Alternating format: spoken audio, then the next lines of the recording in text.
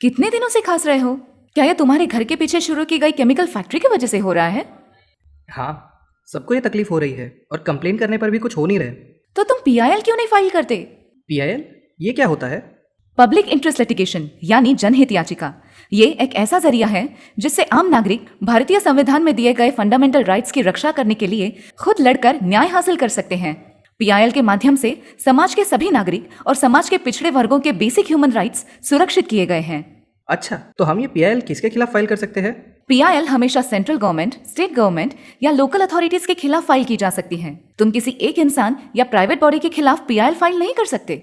अच्छा, लेकिन PIL file कैसे करते हैं और इसका प्रोसेस क्या है? पीआईएल फाइल करने के लिए किसी वकील की जरूरत नहीं है।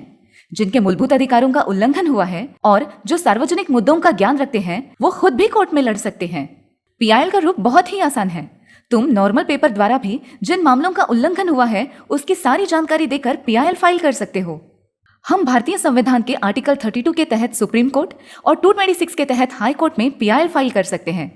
जिनके राइट्स का वायलेशन हुआ है उनको ही पीआईएल फाइल करना जरूरी नहीं होता।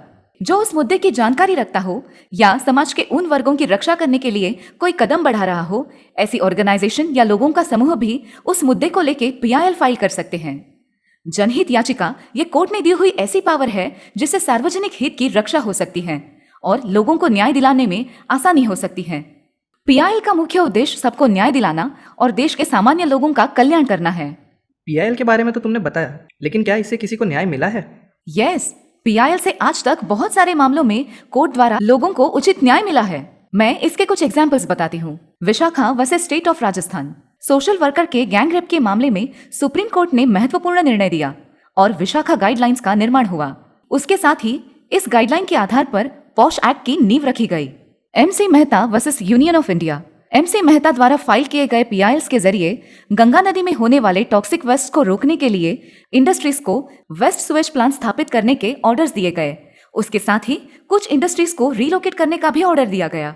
जनहित याचिका द्वारा medico legal, rape, labour workers, consumer protection, pollution, human rights violation, fundamental rights violation से जुड़े बहुत सारे मामलों में कोर्ट्स द्वारा जजमेंट पास हुए हैं और लोगों के अधिकारों की रक्षा की गई है।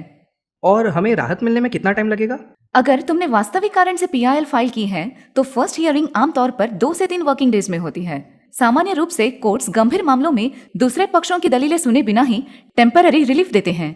तुम्हारे केस में कोर्ट फैक्ट्री के ऑपरेशंस रोकने का ऑर्डर दे सकती है और उसके बाद आगे की कार्रवाई होगी। अगर कोर्ट को यकीन हुआ कि केमिकल फैक्ट्री रेसिडेंशियल एरिया में गैर कानूनी तरीके से चल रही है तो वो स्थायी रूप से फैक्ट्री का लाइसेंस रद्द करने का ऑर्डर देगी। सुप्रीम कोर्ट ने जारी किए दिशा निर्देश से ये पता चलता है कि किन मामलों में शिकायत करने की अनुमति है और किन मामलों में नहीं, लेकिन इसमें सार्वजनिक हित जुड़ा होना जरूरी है। पीआईएल से बहुत सारे केसेस में जस्टिस मिलना आसान हो गया है और जिसका यूज आम आदमी भी कर सकता है।